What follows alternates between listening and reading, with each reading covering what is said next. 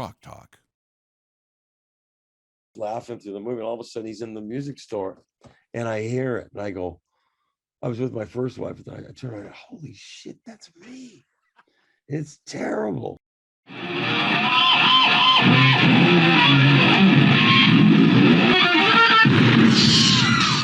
it's fucking funny. Yeah. And, you know, the window's blowing out and all this shit. And it's just absolutely hysterical. Did you get a writing credit on that one? Yeah, man, here's the funny thing. They put me on the cue sheet as a writer of that cue. And I've made, I don't know, 6 figures since then, you know, on reuse checks. Hey, I can play that bad. Get me a part, okay? Hey, you can, those are the kind of things you just can't repeat. You know what I mean? I got love those guys and their friends, and Tommy directed a couple of videos for us, and Cheech is a buddy. We played golf a bunch of times. I got a quick Tommy Chong story for you. When I was living in Calgary, I used to host a Sunday night thing at this blues club, and they were in town doing a big concert, and a friend of mine brought him down afterwards, and he comes in, and I said, you know, by now everybody in the club knows we got a special guest. He's one half of the greatest comedy duo in history, ladies and gentlemen, Jerry Lewis. And he starts laughing, right? So he invites me over to the table, and I said, do you want to come up and play? Because I know the guy is like, he's an R&B guy. He was with that, the Vancouvers that had that big hit back in the 60s for Motown. I didn't know about that. Yeah, it's a famous song. I can't remember it. But anyway, he came up and we played old R&B songs for 2 hours that night. And he was a good singer, good guitar player too. Killer. I got another name I want to throw at you because I know this is a special one for you, but Sammy Davis Jr. Love Sammy, man.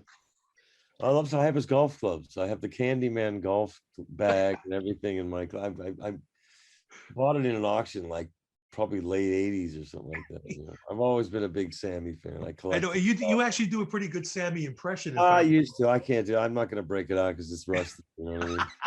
This is YouTube. I'll live forever. Okay, how about Cher? You did some work with. You did a lot of work. I love Cher. I met Cher when my father was doing a film with Sonny and Cher when I was like 12 years old, and I fell in love with her then. And Sonny was really great to me too. But Cher, I mean, you know, the Sonny and Cher Toto connection is kind of deep because Jeff Porcaro and David Page and David Hungate were in Sonny and Cher's band when they were 17 years old. Ah. So, I mean, so all of a sudden I come in out of nowhere, and there's just like, well, how did that happen? You know what I mean? And then I ended up working on her records as a session player. And then she saw me, she goes, oh my God, you're Lukather, you're the same person. I go, yeah, I was chasing you around when I was a little kid, all in love with you and your best friend. And she laughed. She goes, oh yeah, I remember. She goes, wow, this is a trip. And I ended up producing some stuff for her as well. That's nice. You did a big one of her, If You Believe, was that the one you did? No, I didn't have like, geez, I wish I did. If I Could Turn Back Time. Well, I played on that. I didn't produce it, but I produced some tracks on another record she did called Love Hurts. And she went, you know, got a gold record out of it anyway. I don't know, you know, but you know, it was great fun for me to be a part of that. She was great. I got her thing on the Spinal Tap record I did too. Break Like the Wind, that album, the second album they did. I produced 4 tracks on that. And what was that like working with those? Because they're all pretty good musicians, right? They're great musicians and great singers, and they're really pro in the studio, which was interesting because it's supposed to be funny, and they're so good it's not funny. I mean, their lyrics are dry, and you have to really get into it, but it's like the record turned out so good. It's like, it's not funny. It's just a good record, you know. It's all the humor's very subtle. You know what I mean? I think we all loved that movie when it first came out. Sure, man. It's a classic. What can I say? We went to a theater. It was playing in 2 theaters in where I live, and my drummer and myself, who share, like much like yourself, a very black sense of humor. We were pissing ourselves laughing. And we actually forced all the metal guys who thought it was real out of the theater. They went to the other theater because we were like uncontrollably screaming with laughter. It's a funny movie. It's very funny, especially when half the shit has happened to you. Exactly. You know what I mean? I mean, we've all played under the puppet show. Let's face it, we've all done that. Oh yeah, sure. But what can I say, man? It was just a wonderful experience to be in the studio with these guys, man. No kidding. I have a question here from an old friend of mine, David Fitz. He says, who have you not worked with that you would like to? Ooh, Peter Gabriel, Steve Winwood, Phil Collins. Also, there's a bunch. Well, people that I haven't. I mean, they're not going to ask me to be in the Stones or Led Zeppelin, so but I'm a fan of all that's come before me, if you will. Yeah, yeah, very good. You've got a strange, bittersweet story in the book about Frank Zappa, an audition with Frank Zappa. Do you want to tell Sure. that? Oh, well, it's not, it was a very bizarre experience. You know what I mean? I went on a open call audition for a rhythm guitar player for Frank Zappa's band at Studio Instrument Rentals in Hollywood, in the big soundstage. And I was just like 17 years old, and I was just studying music and I was just really focusing. I figured, well, I'll go out for the audition. What the fuck? At least I'll go check it out. If there's a room full of guys, I can see what's happening. If it's above my pay grade, I'll bail. You know what I mean? Well, I must have looked like I was like 12 years old because every guitar player in town showed up for this thing, looking for a gig, and I'm sitting there and the band had rehearsed. We walked in, the band was so good. It was Terry Bozzio, Patrick O'Hearn, Eddie Jobson, it was a ridiculous band. They had been rehearsing for months, so they had all the shit down. And Frank's music is very demanding. You know what I mean? His stuff's not easy to play. Even the rhythm parts were like, so obviously we're there waiting, everybody's huddled up and I'm kind of like trying to hide, you know what I mean? I'm in the dark kind of hiding, and the band was playing. All of a sudden Frank walks into the room, the band stopped and everybody's like, fuck, there's Frank Zappa. And he just looked like this otherworldly rock star guy. Because I was green as a fucking outside of a watermelon, and I was like, oh God, okay, I'm just gonna watch this and see what happens. And Frank goes, all right, let's go here. And he looks around the room like this. He's looking at like there's 100 fucking guitar players in this room, right? I'm going, oh man. And I'm just going, he's never gonna pick me. I'm just hiding down the back. He looks around the room and he goes, you. And he points at me and I'm going like this. He goes, no, you. And I'm like, at that point, man, all the blood left me and weird flop sweat, anxiety, and all the rest of it. There's Marshall up there plugged in, old school, and I'm fumbling around. I grab my Les Paul. I go in, I plug in the amp and I play a little bit just to show I got something, you know what I mean? And he goes, oh, that's fine. Yeah, I can hear you can play. He goes, do you read music? And I said, yes, but I know your stuff is pretty hard. I could learn it. He goes, oh, that's okay. Because I'm looking at this chart. It's like 5 pages of nothing but fly shit. You know what I mean? It's like crazy. And so he goes, okay, let's do a little comprehension test. Now all eyes are on me because I'm the first audition. Nobody knows. There was no like learn this song, learn that. Just show up and you don't know it's going to be thrown at you. So I'm up there, and at this point, I'm just kind of shitting myself. He's okay. I failed the reading test. Let's see what's happening next. So he goes, I'm going to play you something. I want you to play it back. I said, fair enough. And so he starts to play this bizarre lick that's like a 4-bar phrase that like very few people will be able to take that in and remember every note, play it back, let alone something that was odd, and let alone being scared shitless out of your fucking mind. You know what I mean? So, I started to play it back a little bit and I fumbled and I said, I'm sorry, I'm just really nervous. And he goes, that's cool. I understand. He goes, I'll play it for you again. Picks up the guitar, plays something completely different for 8 bars. He goes, can you play that back for me? And I just kind of went like, oh. And I started to fumble through the first part and I fucked up. He goes, you have terrible comprehension. Next. I was like, wow, I just got pantsed in front of everybody in the town, and that was kind of unfair. And I'm like, wow, this was rough. It was like I got the shit beat out of me in front of everybody, you know what I mean? So I'm like trying not to cry. I'm like, okay, I can't blow it now. I've just been so humiliated. I guess I'm not good enough to be in this business. I'm like, I'm just a terrible musician. I'll never make it, I'm dying inside, but trying to keep my cool. And Terry Bozzio came up to me. He goes, hey, kid, that was rough. He goes, that wasn't really cool. He goes, I'm sorry. He goes, I can tell you can play. Don't be discouraged by this.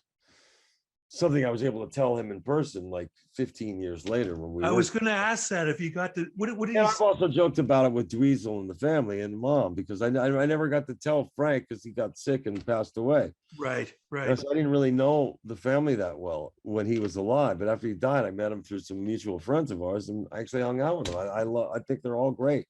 Yeah. Dweezil and I are probably the best friends out of all of it, and I think the world of him.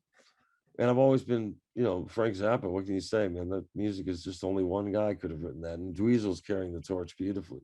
Yeah, he's a great player. He's Actually, you incredible. just reminded me. I was at a NAMM show one year in Anaheim when I was with Randall Amplifiers, Huh? and I'm in the booth, and I know 3 guitar lead bits, and I'm wailing away, and all of a sudden I hear behind me, and I turn around, and it's Dweezil and CeCe DeVille from Poison, and your buddy Eddie Van Halen. Okay. So what do? I take the guitar off and handed it to Eddie. He just went, sorry, man. And he was really gracious about it. He's a great. Somebody had a question here about you and Eddie did a lot of stuff where people would mistake you for him and him. Oh, that's not true. Is that bull? We don't sound anything like each other. That's ridiculous. We played together and stuff like that, but I mean, I can't play like Eddie Van Halen, and he didn't play like me anyway. But we had a lot of fun. We jammed together. I mean, I played with Van Halen a couple of times. He worked on my solo record. We did a whole bunch of weird jam gigs. And I sang background vocals on a couple of Van Halen records just because I happened to be there. We need a third voice. Luke, get out there. So that was fun, But I never, people go, did you play on a Van Halen record? I'm going, no, and I didn't play Keith Richards parts either. Give me a break. You know what I mean? It's funny because on your new album, I Found the Sun Again, which is a great record. Thank you. I actually thought that the title track, Along for the Ride, I thought it had a little bit of a Van Halen groove meets Bubba O'Reilly. Well, I mean, that was intentional. What happened was that whole bridge, all I had was the down, down, and I thought, well, I get Bissonette to do a solo. The irony is the first solo on the record is a drum solo. But during that, I said, I want this to be kind of like the Who, you know what I mean? Because it was inspired by that, Pete Townsend, Yeah. And so when we got to the bridge, Jeff Babco had this sound programmed and he played it live. It's not hooked up to a click or a clock or anything like that. So he's actually doing the notes. And he had this the filter and he was using the filter and it sounded like fucking Bob O'Reilly. No, that's what I thought. The minute I heard again, actually. And I just thought that's incredible. We got to, we're going to do this. So that's my little tribute to the Who. Matter of fact, somewhere on the liner notes, I dedicated it to Pete Townsend and the Who. Nice. Well, I'm going to quickly go through this because I listened to the album a few times in a row and made a couple of notes. Okay. So if you'll bear with me, the second track, Serpent Soul, I said it's a really nice Little Feet groove. Absolutely. I think Billy and Little Feet on the record somewhere. It's in either one of the album version or one of the versions. It got screwed up and didn't get on all the CDs and everything like that. But I did pay homage and I copped to it on the record. There's nothing wrong with that, No, I mean, like I said, this record overall was my, a tribute to the early 70s, the way they made the records and the music from the era. That's why I picked the 3 covers that I did from that era to set the tone of what I wanted to do for my, my original music. Well, the next one, you covered Traffic's Low Spark of High Heel Boys. Yeah. And not only your usual great guitar playing, but the keyboard work in it is tremendous. Oh, David Page on Hammond and Jeff Babco on regular real piano. These are real pianos. They're not synthesizers. When it went down, man, I mean, it was so magical. It was like all I did was put a lead vocal on it. That's the take. Nothing was added. All strong material. I wish I wrote it. yeah, that one exactly. The fourth one is Journey Through, which I was hearing a distinct Jeff Beck groove happening. Oh, sure. Yeah, absolutely. No, Jeff Babco wrote that piece for me. And that was done one take. Nothing was added. That was completely live. Yeah, and a nice instrumental. I did a lot. I wanted to do a record the way it used to go down, like you had to play. Right. There was no manipulation with the computers and auto correcting, time correcting, pitch correcting. I didn't want to do that. I said the only point of me doing a record now to add anything to what everybody else puts out is to do something live, which nobody does anymore. Yeah, it's And great. it And was you for got the me. I players mean, that can. yeah, it's a vanity record. It was for me. The record company just said, make sure you play a lot of guitar on it. Yeah, What it's a good. lovely thing to hear after I better hear a hit single or you're out. You know what I mean? I did it think for with the art. Ringo's, What? I think with the Ringo song with the Run to Me, you got a nice single there. Well, I mean, it did real well. I mean, it's got almost 1 million hits. You know, I mean, Yeah. terrestrial radio, who listens to that anymore? You know, and then you can get millions of hits, but make $40. You know. I So I mean, thought that. I'm happy about the way it was taken, the reviews, and a lot of people listen to it. But as far as making a living selling records that have a shelf life of maybe a month now, Yeah. it's hard for everybody. So it's really just a calling card to come see live. You know. Yeah. And you'll probably slide a couple of those songs into the new Toto set, Both right? Joseph Williams and me both put out solo records, and we'll sneak one or two through in the set with all the Toto hits and Toto deep cuts with the brand new band. Yeah. We're really excited about that. And I thought that the harmony vocals on the song that Ringo, the Run to Me song, but this was on the back of the last edition of Rock Magazine, Classic oh, really? Rock. Yeah. I did not know that. Yeah, it's a nice ad for both of you and Joseph's albums. Great. And there's your thing there. Cool. I'll mail this to you. I thought your vocal on Welcome to the Club sounded a lot like Joe Walsh. Well, I mean, here's the thing. You can't not give a little of that. You know what I mean? Because it's Joe's lyrics. You know what I mean? I've been a Joe Walsh fan since the James Gang's first album, Your Album, in 1969. I never thought that I'd get to know him, but I did. We worked together a bunch. First thing we did was Don Henley's Dirty Laundry. And I got to play live with him and jam with him and play his hits with him and all this stuff. And I've been the biggest Walsh fan. And he's Ringo's brother-in-law now. So I mean, I see him now, and now he's come up and played with us with Ringo. And I just think the world of him, man. And I played the track for him. I sent it to him. I said, what do you think? And he loved it. Did he? So he gave me a thumbs up. Okay, but was it intentional that you made your voice? Yes, of course. Okay, great. Okay, I'm glad I still got some ears, man, because that's what I picked up right away. I found The Sun Again, the title track of the album. I thought this was a really nice, moody, heart on your sleeve confessional, Well, I fell in love with a beautiful girl, man. That inspired that, I finally found a woman that can put up with me, I met her right before the lockdown, and we've been blissfully happy ever since. I probably would have taken myself out after all this if I didn't have somebody to hang out with, man. Where's she from, Luke? Texas. Nice. That's getting back to Run to Me, I thought that the harmonies were really almost it was almost Beach Boys meets Beatles. Was that all Joseph Williams and Joseph, me? And Joseph, you do them. Joseph really comes up. He knows he's got a beautiful ear for arranging harmonies like that. Really beautiful harmonies. Definitely his father's son, man. Nice. And then the last track on the album, you've done a great homage to Bridge of Sighs by Robin Trower. I messed around with that live a few times, and I thought this would be a fun one to do. And that's 100% live in the studio too, And once again, the lead vocal, Once again, Paige on B3. Yep. And then, of course, you're channeling Jimmy and Robin. Right. Yeah. I mean, it was just an excuse for me to just go crazy. Let's go for it and see what happens. And at the end of it, I looked over at my engineer, Ken Freeman. I said, did you get that? And he said, yep. And I said, we're done. Yeah. Nice one. Listen to it. And it's basically sounded like the record you hear, except missing a lead vocal. And I did the lead vocal the same day because I did the whole album in 8 days. Wow. And then we mixed it real quick, and I wanted to see if I could do it like that. And I was really happy with how it turned out. I'm going like, why have I been wasting months and months of my life and all that money when I could just go in and do it like this? But total music is a lot more meticulous and stuff. So it's good to see. Lends itself to a live situation. You've done so much. You've done more than most musicians will do in 20 lifetimes, but you still keep creating, which is great, man. I can't help it, man.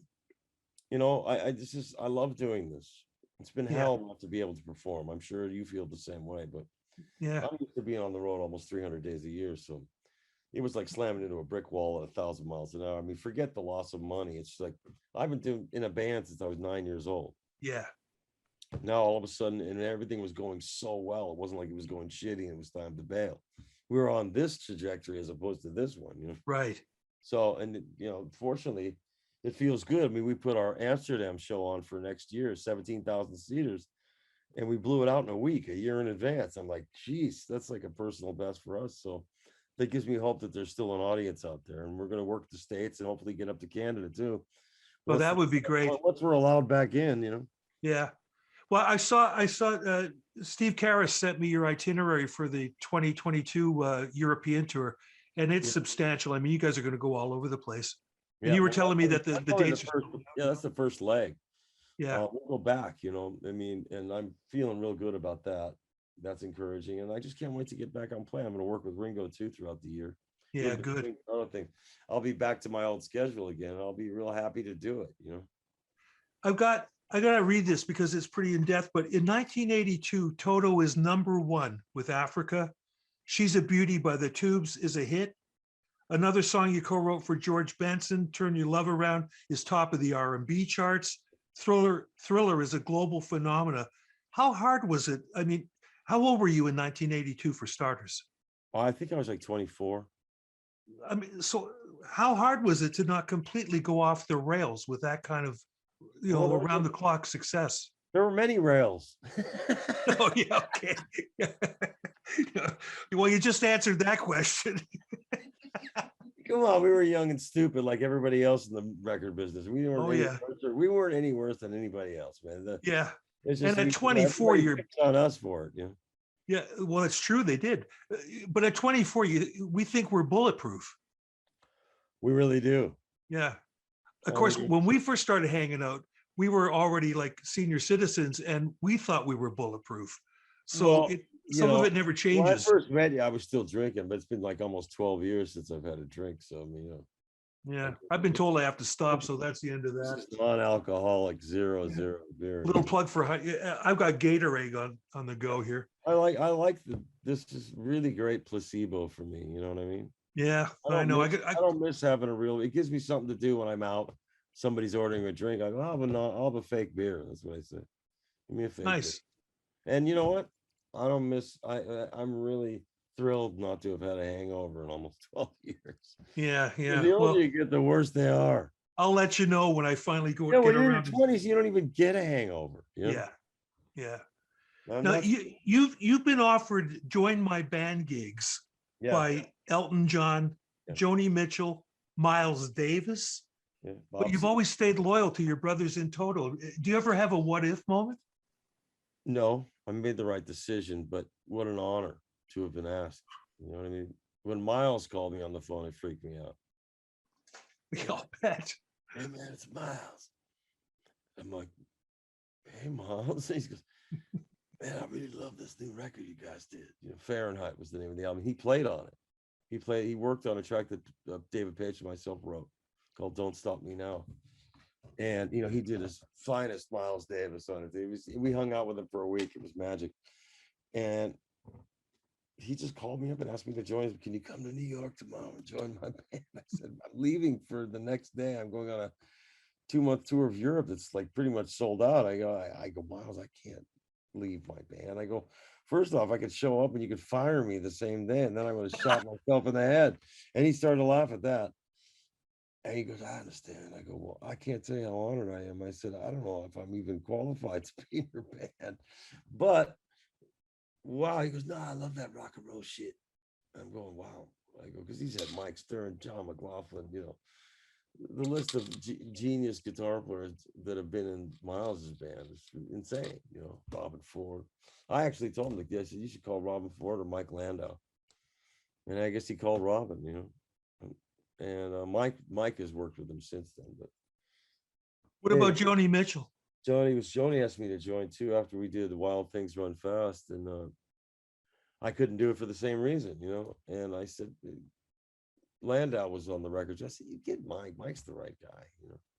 And so he developed a great relationship with her. But I had so much fun working. It was one of the first records I did with Vinnie Colaiuta. And Larry Klein was on bass before he became Larry Klein, the record producer. He was dating Joni at the time. And it was just a wonderful hang, man. Great songs. And to hear her in the room, oh, here's my new song. And she's sitting at the piano, and like her vocal was like, that's the take. You know what I mean? It was mad. I mean, she's just so gifted. It would give you chills, you know. I saw her last year at the TEC Awards at NAMM. I was giving an award out to the section, I think. And Oh, nice. She was there. And I walked up. She wasn't well. She was in a wheelchair. So I hadn't seen her since 1982, you know, when we did the record. And I said, hey, it's Lukather.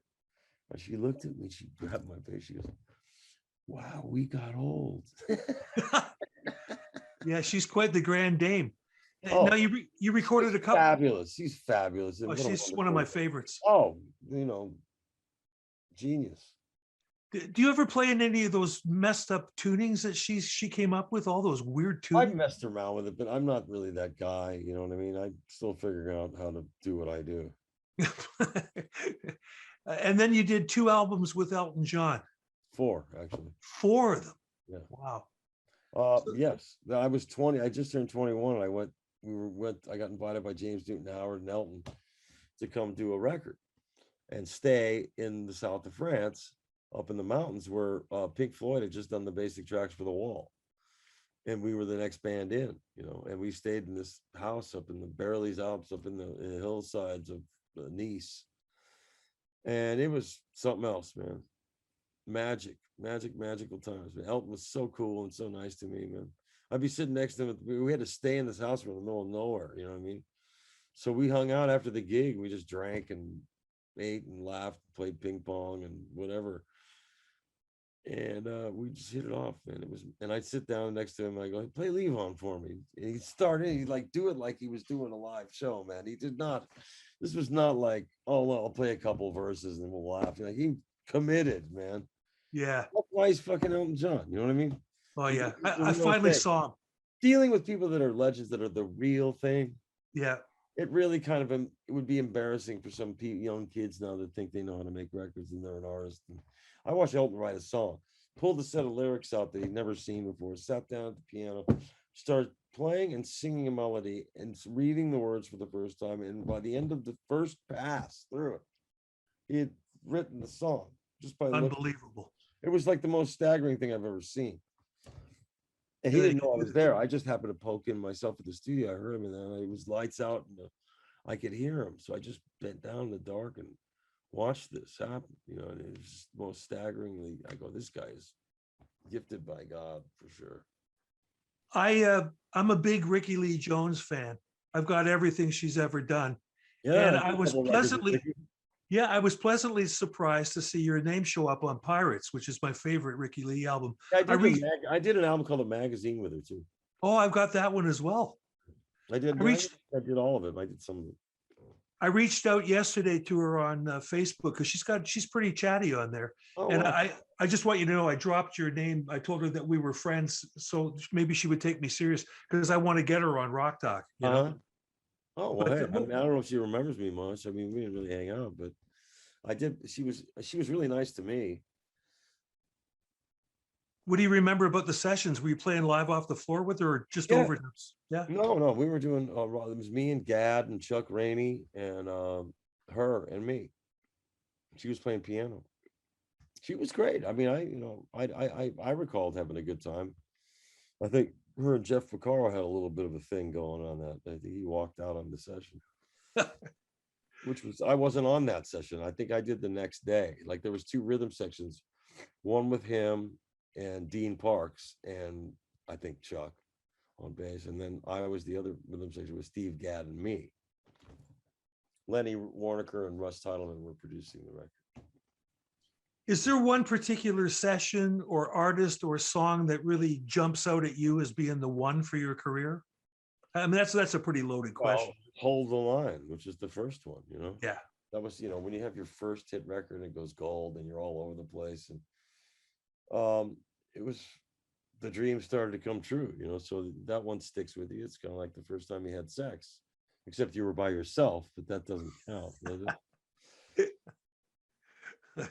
You know, speaking of the Toto thing, when the first album came out, what was it, 1978, right? Yeah, And we started recording, doing demos in January '77, okay, and then we so the did record comes out. and then we started on the first Total record at the end of '77, like October '77. Now, of course, punk rock was the flavor of the week when that and the Well, that's critics. how they put us against punk rock. How can you compare us to the Sex Pistols? It's like comparing chocolate and garlic, you know? Yeah, On their own, they taste great, but together it tastes like shit. You know what I mean? yeah, but because it was the flavor of the month, the critics loved that shit, and they Well, yeah. really tore And you we had a guys a new one. stupid band name. It was really easy to go after us, you know? But at the same time, you have an encounter when you first meet Jimmy Page, and do you remember what he said to you? Well, I had said something in a magazine, in a guitar magazine, like, well, I think maybe people would have taken it more seriously, you know, if I'd have just been in a band as opposed to being a studio player. And Jimmy apparently had read that somewhere. When I met him, I met him and I was with Eddie Van Halen, and we showed up and he pointed at me. He goes, "Come here." And I thought he was pointing at Eddie. I go, "He must be wanting to talk to Ed, not me, you know." He goes, "No, you, Lukather." I went, "Okay." I walked over. He took me aside. He goes, "Hey, I want to tell you something." He goes, "I read something somewhere where you said you were embarrassed or something about being a studio musician." I said, "No, I'm not embarrassed." I said, I was sort of taken out of context, blah, but he goes, "Just want you to know, I was a studio musician." He goes, "And all those other guitar players out there, they don't know what that is." And I said, "You should be proud of that." And I like, I was in a tear. I go, like, "Can I tell people you said that?" Yes, He cracked up and he said, "Yeah, sure." And I gave him a big hug, and that was my Jimmy Page moment. and it's a darn good one. You Yeah, know, I great. think the problem, Luke, with this whole thing is, and this where the critics especially wouldn't get it, is you guys weren't just in there reading charts. You would quite often have to polish the turd, as you call No, it, I right? mean, we most of the time we were handed chord charts and saying, "Okay, let's count the tune off. You better play something." So we wrote all of our own parts, and many times we rearranged and revoiced the chords and added riffs that were hooks to the songs, and Jeff's grooves would take it somewhere else. And we just, our little core group of about 15 guys that would make every record coming out of LA, we just knew how to do it, man. We just had a rhythm to it, a confidence and a rhythm to it that worked. And when I worked with Ray Parker Jr. or Jay Graydon on second guitar, or Rittenauer, or all Dean Parks, or any of the greats, you know, that I got to sit next to, man. I mean, there was always an understanding how we would work together. There was not like this crashing into each other's parts. Like, I'll grab a mute part, you play some of the nice chord stuff, or you take the solo on this one, I'll do this then. But and then we'd have to do that between ourselves because nobody said much to us. You know what I mean? There's Yeah, you had to be able to read music, but most of it was just chords, rhythm notation, and the roadmap of how the song goes. You know what I mean? So you had some idea, but you had to immediately lock into a part because there was no demos and stuff where you know what the feel of the song. A lot of times they would just play the song on acoustic or just on a piano, and we'd be making notes on the charts. Oh, okay, well, how about if we change this voicing to this? You know, and I come up with a little hooky part. Oh, I never would have thought of that. That's great. You know, so parts like, if you use an example, like "I Keep Forgetting" from Michael McDonald, there was nothing written there. I came up with that little muted part like during the first take, and the second take was the record. And same thing with "Stand Back" with Stevie Nicks, that sort of Billie Jean part. Well, they tried everybody in town on that part, including David Williams, who played Billie Jean. God bless his soul. And I walked in, you know, Jimmy Iovine called and said, "Come down," you know, blah, blah, blah. And Shelly Yakis was the engineer. He was a buddy of mine. We had worked on a Stevie record before. And they came in, he goes, "We're looking for this Billie Jean thing. We've had like Dean Parks on it. We've had David Williams, who played the original, but nobody's given us what we want." I'm going, I go, "Well, let's try this." And I had kind of a Frankenstrat at the time, you know. So I said, "Plug this in DI, give me some compression, a little verb. And I'm here listening to the track. I had no idea it was Prince playing everything on the record, but it was. And I came up with the part on the record that was my first take, and they kept it. And then I did a couple of other, like, not solo, but a couple line things in the bridge and stuff like that. Me and Waddy Wachtel played the slide guitar on it. Oh, lost you there, man. you mentioned, you still there? No, for some reason, hold on a second. I can still hear you and see you. Okay, why can't I? Hold on a second here. You've gone blind. I know. Hold on a second. Give me a minute. We'll edit this out. Well, you have to edit it out. Yeah. Hold on a second. I may have to. Hold on a second. Oh, there you are. There we go. See, no, was it worth it? I mean, you have to look at this now. That's okay, man. Okay. I gotta have something to jerk off to. That's staying in. Oh, absolutely. We had, I met a guy a few years ago in the Dominican Republic, and they said, you got to meet this cat. He plays bass with Prince. And it turns out he did the Super Bowl show with him when it was raining. Wow. Now, I told him about your story in the Gospel According to Luke, this book, which I'll keep showing so people buy it. That's fine. And about you did a session where he a tape op on it? Prince was a tape. He was just there. Hey, Joseph. Hello, Joseph. How you doing? Good. How are you? Very good. Here, yeah, I gotta move on. You gotta fly. Okay. Well, I want to wrap it up. What a great way to get out of it. Yeah. Well, no, that's okay. Prince. What are you asking me about Prince? No, he said something about him popping his head over top of the console. It was a Valerie Carter record that James Newton Howard was producing, and Prince was unknown at the time. He had just been flown out from Minneapolis, and I hear there's this guy Prince here, this genius guy from Minneapolis, and I looked at James. I go, the guy's name is Prince. I go, well, that's pretty confident, don't you think? And I said hello, and there's this guy, little guy, just young Prince before all the big image, and he was just sitting in front of the couch, like in front of the console, in front of the big speakers, which was down. I couldn't even see him. So I play something, and all of a sudden, I can do it for you here. Let me see. All of a sudden, you just like, he would come up like this.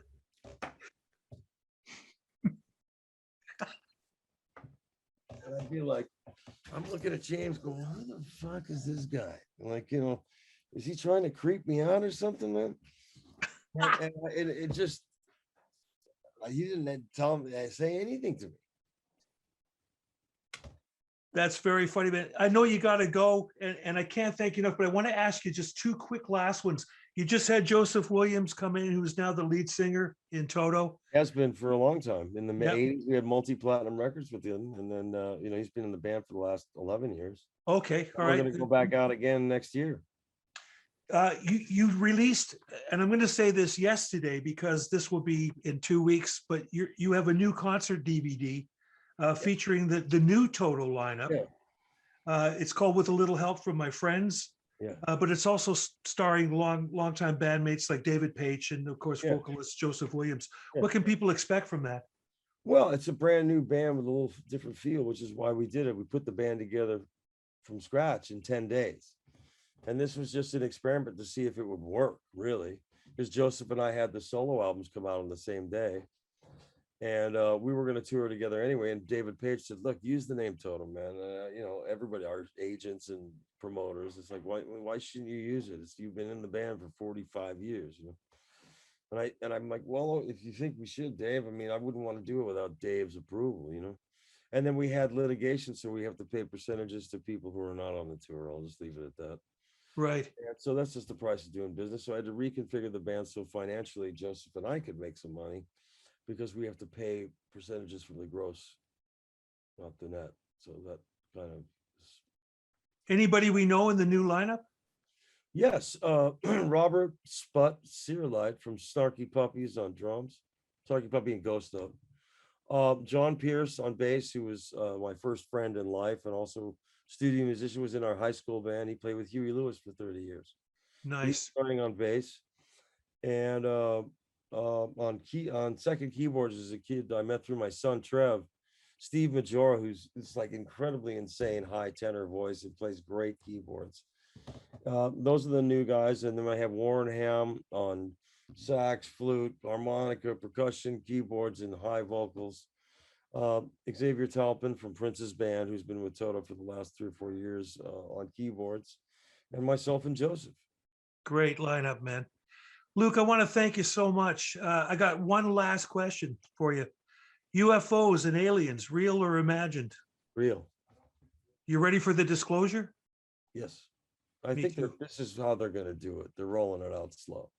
they're rolling it out slow. Sure, because most people, it's going to freak them out. It's going to change the world in terms of energy and money. And who Everything. controls that. It might be time to shake it up, man, because we're really, I'm not the only one that watches the news going, how do we get here? Yeah, I agree. Yeah, Well, man.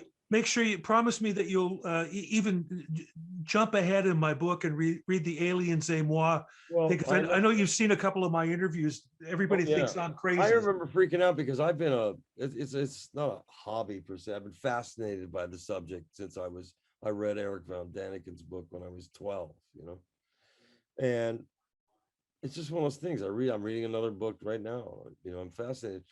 And I've always thought, well, it sounds so cool, but to actually have it done where the little dudes are looking at you and poking around you, that would scare the living shit out of me. How did you deal with that? Yeah, well, I'm ready for it, man. I'll tell you that. Were they nice to you? Well, I don't really remember a lot of what's happened, like Have you it's. ever gone under a hypnosis? I was just telling our producer Reese that there's an accredited hypnotic regressionist, Leslie Mitchell Clark. She's going to take me and do that with me.